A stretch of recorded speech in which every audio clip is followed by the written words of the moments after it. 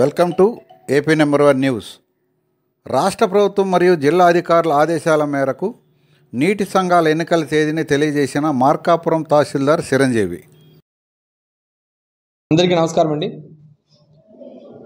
రాష్ట్ర ప్రభుత్వం వారు మనకి నీటి సంఘాల ఎన్నిక నిర్వహించడానికి షెడ్యూల్ ఇవ్వడం జరిగింది.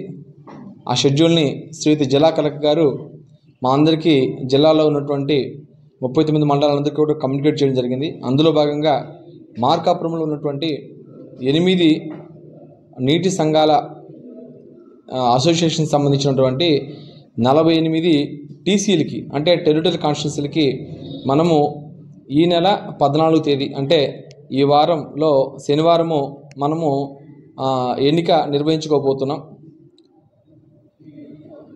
ఇప్పుడు ఈ పాటికి మనము ఓటర్ల జాబితా ప్రచురించడం జరిగిందండి. అలాగనే ఎక్కడ ఆ ఎన్నిక నిర్వహించాలనేది కూడాను మనం ఈ పాటికే లిస్టు కూడా వెన్యూ కూడా ఫైనల్ చేసుకున్నాం.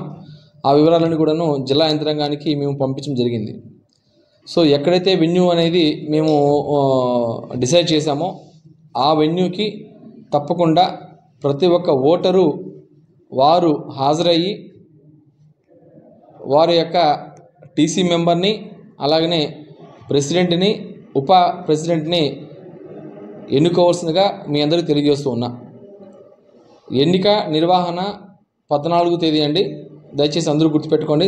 రెండో శనివారం 14వ తేదీ మార్నింగ్ 8 గంటల నుండి సాయంత్రం 5 గంటల వరకు జరుగుతుంది.